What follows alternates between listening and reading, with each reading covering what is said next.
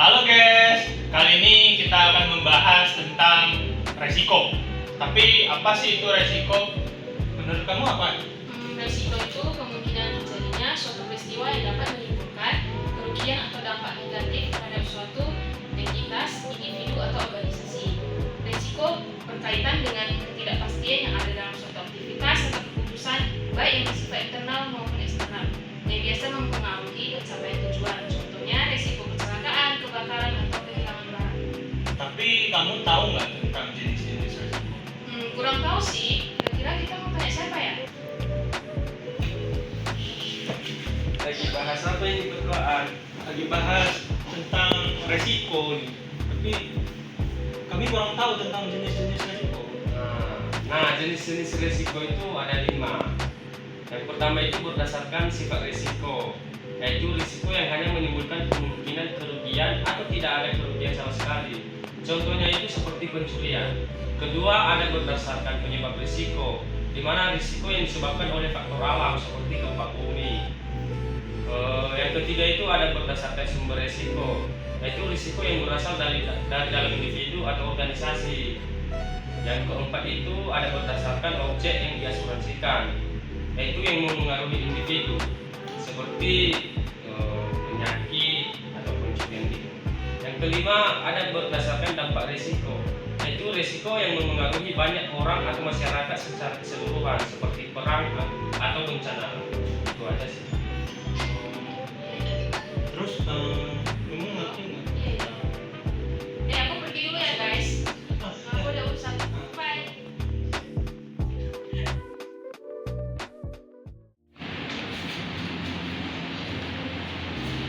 Guys, aku ada daftar asuransi juga nih. Menurut kalian gimana? Emang asal-usul asuransi itu dari mana? Kalau yang aku tahu nih ya, asal-usul asuransi itu di zaman kuno, dia itu sudah ada sejak zaman Mesir. Dia itu sekitar 3000 sampai 2000 sebelum Masehi. Terus di era pertengahan abad juga ada.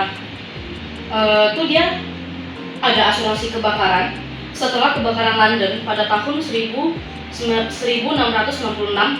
konsep asuransi properti diperkenalkan untuk melindungi rumah dan aset. Jadi untuk pertengahan abad itu sudah ada asuransi. Nah, untuk era modern nih ya, tadi kan kamu ada daftar asuransi jiwa. Menurut aku asuransi jiwa itu mulai berkembang pada abad ke-18, pertama kali di Inggris dan kemudian menyebar ke seluruh dunia. Jadi Inggris lah yang pertama kali mengklaim asuransi jiwa. Nah, untuk sekarang kan daerahnya tuh udah digital ya. Nah, itu juga ada. Di era teknologi, perusahaan asuransi menggunakan teknologi seperti kecerdasan buatan atau AI, big data untuk meningkatkan layanan dan efisiensi. Itu sih. Nah, menurut kalian ada nggak sih teknologi dalam asuransi itu? Menurutku latar belakang dari teknologi itu mengacu pada sejarah, perkembangan dan faktor-faktor yang mendorong kemajuan teknologi dari waktu ke waktu.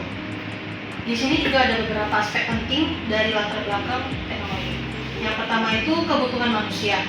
Teknologi berkembang untuk memenuhi kebutuhan dasar manusia seperti komunikasi, transportasi, kesehatan, dan efisiensi kerja. Yang kedua itu revolusi industri. Periode revolusi industri terutama sejak abad ke-18 menjadi pendorong utama perkembangan teknologi dengan penemuan mesin uap, listrik, dan mesin produksi massal. Yang ketiga itu perkembangan ilmu pengetahuan. Kemajuan dalam ilmu pengetahuan seperti fisika, kimia, dan biologi memberikan dasar untuk pengembangan teknologi baru. Yang keempat itu ada inovasi dan penemuan. Penemuan seperti telepon, komputer, dan internet telah mengubah cara manusia berkomunikasi dan bekerja, mendorong era digital. Yang kelima, globalisasi. Penyebaran teknologi ke seluruh dunia mempercepat adopsi dan inovasi dengan kolaborasi internasional yang mendorong pertukaran ide dan teknologi. Dan mungkin itu aja sih yang saya tahu. Nah, gitu. Gimana sih? Paham nggak? Dapat disimpulkan bahwasanya asuransi dalam teknologi adalah alat penting untuk melindungi bisnis dan individu dari risiko finansial yang terkait dengan penggunaan teknologi. Dengan memilih jenis asuransi yang tepat, bisnis dan individu dapat meminimalkan kerugian finansial dan memastikan kelancaran operasional dan keamanan data. Benarnya, jadi teknologi itu sangat berpengaruh dari zaman ke zaman dalam bidang asuransi. Nah, jadi kalau menurut aku tuh ya asuransi itu dia memiliki tujuan. Yang pertama untuk memberikan perlindungan finansial terhadap resiko baik perusahaan maupun individu. Terus untuk yang kedua, membantu masyarakat menghadapi kerugian akibat kejadian yang tidak terduga. Contohnya kayak kan asuransi jiwa, menggunakan nanti kodet, ya kan. Nah, uang itu bisa diklaim sama anakmu nanti, mungkin, ya kan, kalau kamu punya anak. Terus untuk yang ketiga itu meminimalkan dampak kerugian ekonomi di tingkat individu maupun bisnis. Jadi kalau misalkan perusahaan private juga mungkin ada asuransinya gitu. Jadi asuransi yang cukup penting untuk individu maupun perusahaan.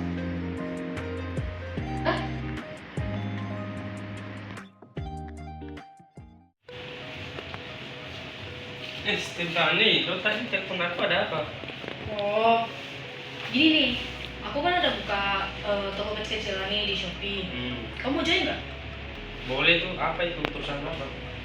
Aku geraknya sih di bidang skincare ya. Oh iya, mau nanya nih, Shopee kan perusahaan yang gede, tau nggak teknologi apa yang dipakai? Oh, itu sih teknologi startup. Emang teknologi startup itu apa? Nah, teknologi startup itu teknologi yang digunakan dalam suatu perusahaan untuk menjalankan operasional suatu perusahaan tersebut. Nah, ada pun macam-macam teknologi startup. Yang pertama itu cloud computing, di mana digunakan untuk mengurangi biaya infrastruktur dan meningkatkan skalabilitas. Jenis-jenisnya itu ada Amazon Web Service sama Firebase. Yang kedua itu jenis teknologinya ada software development dan DevOps, yaitu untuk mempercepat pengembangan produk dan manajemen infrastruktur. Nah, ada dua macam juga ini, yaitu Docker dan Kubernetes sama Jenkins. Yang ketiga itu ada AI yang sering kita dengar dan sering kita gunakan pastinya. Yang ini digunakan untuk mengadopsi AI dan ML untuk meningkatkan pengalaman pengguna atau mengotomatiskan proses. Nah, yang keempat ada data analitik atau big data, yang berbasis data yang digunakan teknologi analitik untuk mendapatkan wawasan bisnis. Itu aja sih. Oh, berarti Shopee bakal duit habis-habisan lah untuk teknologi ini. Iya. Ngeri juga. Tau nggak teknologi perusahaan apa lagi? Mungkin Gojek ya. Oh iya, Gojek juga ya, karena dia Ya. ada layanan finansialnya. Ruang Guru juga, terus Topet juga sih. Banyak berarti perusahaan di Indonesia yang udah ngelakuin teknologi startup ini. Gimana? Mau join? Boleh tuh. Boleh, nanti kita bahas lagi ya. Oke. Oke.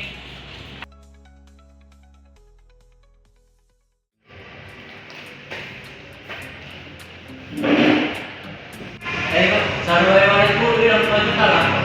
Kenapa bisa? Kau klik link phishing? Enggak lah boy. Wah, berarti datamu bocor kah? Biasanya dari pihak startup teknologinya yang bocor. Bisa aja dia mengalami malware, bisa aja dia ransomware, bisa aja kau mengakses beberapa atau memberikan kode kepada si hacker. Pesan yang biasa pada message itu loh, yang 14 berapa. Uangnya gimana ya? Ambil aja pasrah. Oke guys, di sini dapat kami simpulkan bahwasannya perusahaan teknologi startup menghadapi berbagai risiko yang berpotensi mengganggu kelangsungan operasional dan reputasi mereka, seperti risiko keamanan siber, kerugian akibat bug perangkat lunak, masalah hukum terkait hak cipta dan kekayaan intelektual, serta tanggung jawab produk. Oleh karena itu, penting bagi perusahaan-perusahaan ini untuk merancang kebijakan asuransi yang tepat guna mengelola dan memitigasi resiko-resiko tersebut. Asuransi yang relevan seperti asuransi keamanan siber, tanggung jawab produk, asuransi kekayaan intelektual, dan asuransi pengembangan perangkat lunak dapat memberikan perlindungan finansial yang dibutuhkan untuk menghadapi potensi kerugian. Selain itu, perancangan rencana asuransi yang komprehensif termasuk biaya premi, jenis pertanggungan, dan ketentuan klaim. akan memastikan bahwa perusahaan dapat mengurangi dampak dari resiko yang dihadapi. Nah, dengan memiliki kebijakan asuransi yang sesuai, perusahaan teknologi startup dapat lebih fokus pada inovasi dan pengembangan produk tanpa khawatir akan resiko yang tidak terduga. Perlindungan yang memadai melalui asuransi juga dapat menjaga kelangsungan usaha dan reputasi perusahaan di pasar yang kompetitif. Oleh karena itu, merancang kebijakan asuransi yang tepat sangatlah penting untuk menjaga kestabilan dan pertumbuhan jangka panjang perusahaan teknologi startup. Oke, mungkin segitu aja kesimpulan dari kami.